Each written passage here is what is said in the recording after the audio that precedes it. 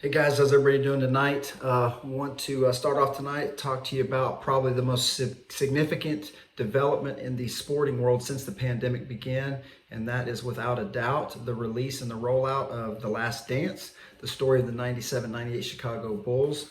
And if you were a basketball fan or a Michael Jordan fan like I am, you know that there could not be a more appropriate place to jump into a deep spiritual conversation, discipleship principles, than his airness himself. Am I right, Dion? So I want to talk to you about Jordan. If you were privileged and fortunate enough to watch Jordan in his prime, man, especially in the second chapter of his prime, that last three-peat that they had, he was so devastating. But there was one thing that he did that really defined his game. He had this signature mid-range fadeaway that he had worked into an absolute perfection. He had made a science of this thing, and he had gotten so good, and this was so unstoppable that in that time it was basically known and regarded as the most lethal weapon in all of sports. And what he would do, he would start every game by establishing this move. He would take his defender right into the mid-range post, and he would turn around and he would rise up over him and he would bury that shot right in his face. And there was nothing that anybody could do to stop it. And he would do it again and again and again. And he wouldn't lose focus. And he would do that until you adjusted. And it didn't matter what your game plan was. He would impose that move, that signature move that he had so perfected, until you adjusted. And from that point, when you adjusted, it became this series of moves and counter moves, and he always had the last word. And that's what made him so great. That's what made him so consistent. What made him so special is that he attacked every single game like a surgeon. It wasn't happenstance. He knew exactly how he wanted to attack you, and it always started with that signature move. And so that's what I want to talk to you tonight about, guys, as we talk about going into this season of incredible opportunity when God's doing great things, and we talk about all the things God's wanting to do with our group and with our individual lives as a part of that process, coalescing into that big picture of what he's putting together and the tapestry he's weaving. I believe it's really, really important that we learn how to utilize what I'm calling our primary instrument. And so we're going to talk a little bit about that today, but I want to start with a quote by Albert Einstein. He says, "Everyone is a genius, but if you were to judge a fish on its ability to climb a tree, it would spend its whole life believing it was stupid." There's a lot of wisdom in that principle, because what he's saying is that even someone who seems incredibly gifted and skilled, if you put them in a situation where they're a fish out of water, they could look incompetent and foolish. But the flip side of that coin, doesn't matter how foolish or incompetent someone may look or you may feel, if you find yourself in the right situation that you were created for, immediately when everything aligns, that synergy that comes alive in you, you have a capacity for genius in that area. And so the importance is to understand that we've all been given a primary instrument. And what I find is most of us don't even know what it is, much less how to use it. So we're going to talk briefly about that tonight. My favorite picture, guys, of leadership is the picture of the conductor. I think it's also probably the most accurate picture of how God works with his church to accomplish and create his purpose in the earth. But the conductor is such a beautiful picture because while his name is on the marquee, he's actually the only member of the orchestra that does not make a sound. And what's interesting about that is that he spends all of his time, all of his talent, all of his experience, and all of his energy, his entire gifting is poured out for the sole purpose of putting other people in position to share their gift with the world. And that's a beautiful picture of leadership. It's a beautiful picture of how God works through us. But the other thing that's there is it said that while the orchestra performs for the crowd, the conductor performs for the orchestra. So there's so many incredible, rich leadership pictures that you can pull out of that. But the one I want to highlight tonight is actually the picture of the orchestra. And the beauty of the orchestra is that the orchestra is this multidisciplinary, perfectly woven tapestry of all of these different various giftings. And I really wanted to pick up kind of where Gary left off the other night, because that's the way that the orchestra works. And one of the interesting things, if you've ever known or been around musicians of that caliber, is that most musicians at that level actually play more than one instrument. Many of them are multidisciplinary musicians. But the thing is, a lot of those guys could play the guitar, and maybe the piano, and maybe the drums, and maybe the violin, but they all have one signature primary instrument. And when they show up to make the big sound, when they show up as one sound, one band to really make a movement, they wouldn't dare sit in any seat except for the seat of their primary instrument, their signature gifting, because that is the one space that they've spent their entire life developing. It's the one thing they do better than anyone. It's the one place where they are a subject matter expert and they're uniquely qualified in that seat. And when they understand that seat and they all come together, that's when something incredibly special happens. Psalms 18:16, guys, says that a man's gift is what will make a place for him and what will bring him before great men. It's his gift that makes a place for him. And there's a huge principle in that, because so many of us are trying to figure out, God, what's my place? What's my role? What's my call? It's your gift that's going to create that space and create that place. It's your primary instrument that God has downloaded and blueprinted inside of you. The word there for make a place is actually the Hebrew word yarkvin, and what it means is to be or grow far and wide. To be or grow far and wide. So it's kind of like that picture of Jordan. The way I see that when I hear that, what goes off in my mind is this picture of how a beachhead is established and it gets in and it begins to mushroom and grow. And that's what Jordan would do to his opponent. He would, with like precision, he would insert that signature move and establish it. And then from that, everything else would grow and expand. It's kind of like a football coach who says, listen, we're going to run the ball and run the ball and run the ball, and you can't stop it because this is what we do. This is our signature move. This is our primary instrument, and we are going to beat you upside the head with it. I don't care if it gets boring. I don't care if it's not, if people think it's the same thing over and over. I don't care, because we're going to do it until you stop it.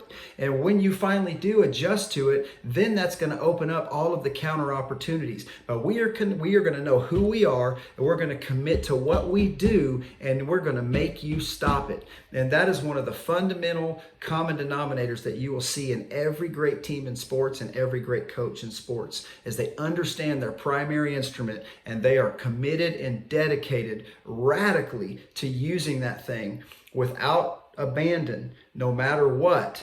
And so that is a key principle for us guys in this season that we're in. A picture that I love in the Bible is the picture of David and Goliath. That's one of the reasons David was able to pull off the impossible. If you went to Vegas the week before David v. Goliath, you could have got 10 million to 1 odds. A $2 bet would have won $20 billion.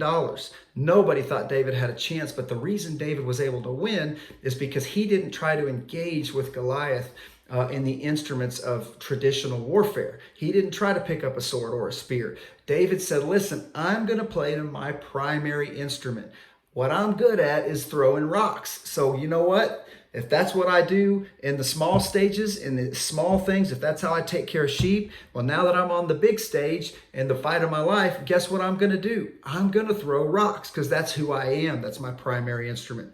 Even God, guys, has a primary instrument. If you read in the Bible, when God got ready to create, what's the first thing the Bible says? It says in Genesis 1:3, and God said, let there be light. And God said, and God said. Guys, God's voice is his primary instrument. When he wants to accomplish something in the earth or do something, God uses his voice. It's his go-to move. It's his primary instrument. And you'll find that throughout creation. There's a principle here about how to attack a fortress where I think this really comes in. If you study warfare at all, when you attack a fortress, they've got strong walls and impenetrable gates. You don't just hit that thing with a blanket approach and just randomly hit it from here and there and left and right and try to hit all four sides at once. You'll never ever win that way. The only way that you can bring down a fortress is to take your best weapon, your greatest strength, and focus all of your resources into that weapon and hit that fortress in its weakest point and hit it with everything you have until you're able to crack the surface and the armor. It's a principle called focused intensity over time, which is one of the definitions of momentum. And you hit that thing right there with your best move, with your best shot, with that fadeaway, with that slingshot, whatever it is that your primary instrument, the thing you do best, and you hit it and you hit it and you hit it, and you don't lose focus and you don't get distracted and you don't give up and you don't try to find a shortcut and you don't walk around and check somewhere. You keep hitting it and hitting it and hitting it until it finally cracks. And once it cracks, then you've established a beachhead, and from there, that's where everything, just like that scripture says, it begins to grow and expand. Once you crack through, you've established a foothold and a beachhead, and that's how you expand, and that's how a fortress falls. And listen, guys, that's what we're in that season as we're beginning to say, hey, we want to be giant slayers. We want to be mountain movers. Guess what? We are just this small little group of 30 or 40, this small little band. And we are in that season, in that time of needing to know and recognize our primary gifts as individuals, our primary instruments as individuals and as a group, and begin to pound that thing and pound that thing. The definition of so the question would be, how do you figure it out? What is my primary instrument? And the simplest definition is it's your go-to move. Just like Jordan in that fadeaway, it's your go-to move. A couple questions you can ask to kind of start to figure that out, and to kind of help the cookie crumble. It's the single thing that you do best, just practically speaking, throughout your life. Take church and spiritual stuff out of it. What's the thing you do best? What's the first thing you list at the top of the list when you're making a list of your strengths and abilities? The number one thing, the 1A slot. It's often something that makes its appearance early in your life, something you've always been good at or known for, or maybe even something you've kind of been teased for or ridiculed about. It's even some from the time you were young. It's that thing that I'm at my best when. And when I'm at my best, the exact thing I'm doing is. I'm at my best when I'm at my best, the exact thing I'm doing is. And when I'm doing that thing, the thing I love most about it is. So just take a second and begin to kind of think through that. And when I finish, even you might take a minute or two just in the quiet and begin to kind of think through some of this. If you've never identified that before, now is probably a pretty good time to start to work on that question.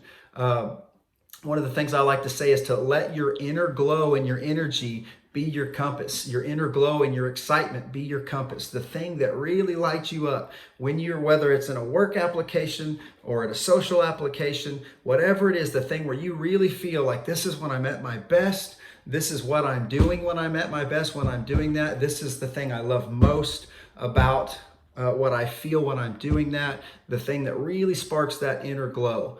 A really good example of that, if you guys have ever seen the little Russian dolls, the little where you open it up and there's a smaller doll inside, and you open it up and there's a smaller doll inside.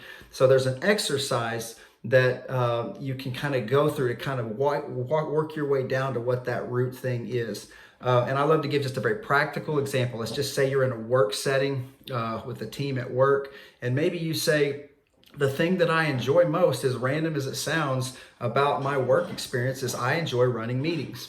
Seems random, seems pointless, but that's the thing I love most. So ask yourself, okay, that's the first doll, but what's inside of that? Why is it that I enjoy running meetings? What is it that I like most when I'm doing that, or that brings me the most life or energy or the most inner glow? And maybe the answer to that is, well, I love because I have this ability to gracefully help guide discussion and move things along and know when it's time to stop and cut off one thing and move to another. And there's just something that comes alive in me in that conducting process. Well, maybe that's the second answer of that second layer in that doll series or that doll stack. Well, what is it that's coming alive? So ask yourself the next question, the question behind that question. And maybe the answer is, yeah, well, I just have always been able to sense this energy shift in the room. I can just feel it inside of me when it's time to move or shift. And so and I just love it when I'm tapping into that and I can feel myself clicking in a group of people and guiding a discussion and really just mediating and seeing people communicate, and this flow begins to happen. Well, now you're down to that almost that smallest doll. And so maybe the thing behind that is ultimately what it is that I'm so good at is maybe it's discerning. Maybe that's my signature move. Maybe that's my primary instrument. So discernment, maybe that's my thing. Maybe I need to begin to think about that and identify that as my primary instrument so that I can start to understand strategically how I develop and build my game plans, just like Jordan with that fadeaway. So that's just one little example. Now, one of the tricky things about this, guys, you got to be very aware of is that the reason most people will discount this process and never make it to the answer is because they're going to write it off and say, but that doesn't seem that special. I mean, yeah, that's something I'm good at, but it doesn't seem that special. Listen, guys, that's wrong. The reason it doesn't seem special to you or doesn't seem like a big deal to you is because it's so easy for you. But the reason it's easy for you is because it's your thing. That's your primary instrument. And just because it's easy for you, it's not easy for everybody else. It may seem like there's this tendency to just say, oh, everybody can do that. That's not really that big of a deal. That is not true. And that's one of the number one thing that stops people from understanding and identifying what their primary instrument is. And whatever that thing is, the reason it seems easy to you is because you are uniquely gifted and blueprinted for it. It's not easy for everybody else. So don't write that thing off. A couple examples of some of the things that could be at the root, the innermost doll in your stack as you start to work through this. It could be teaching, it could be discerning, it could be perceiving, it could be explaining. Maybe it's encouraging, maybe it's connecting, maybe it's calming, maybe it's seeing, maybe it's organizing, maybe it's mediating, maybe it's exploring, maybe it's communicating, maybe it's creating, maybe it's serving, maybe it's caring, maybe it's helping, maybe it's coaching, maybe it's persuading, maybe it's protecting, maybe it's believing. These are just a handful of ones I jotted down tonight, guys, but there's so many of those. Those are core things, and it's so easy to write those off and say, these are not that big of a deal, not that important. Yes, they are. They're huge. And just because it becomes easy for you doesn't mean it's not special. It's not easy like that for everybody else. It is a gift. So kind of closing and wrapping down, let's land the plane here. Back to my picture of the orchestra, guys. That's what makes the orchestra so special, is this moment when all of those gifts, they know who they are. They're sitting in their chair. They're not trying to do something outside of what they are. They understand and believe in who they are, what they do. This is my weapon. I'm surgical with it. This is how I attack in life. Is I always start with the fundamentals of my primary instrument. And I get to a point where I master it. And when that mastery begins to come together and come alive, there's this moment in the orchestra where there's this synchronized, harmonized, synergized explosion of sound and creative tapestry that just begins to emanate out. And that is the moment. That is the sound. That is the special sauce that causes the final finished product. And that's when the crowd comes. And guys, that's what God wants to do with us as we begin to tap into our primary instrument and we begin to put those together, identify them, and commit to them. As those begin to emerge, God is going to begin to bring this coalescing crescendo out of us. And I really believe we were coming into a season where we need every sound that every one of you has. We need your instrument because God's bringing us to a crescendo. And when it erupts, that's when the crowd's going to come. Love you guys. Have a great night.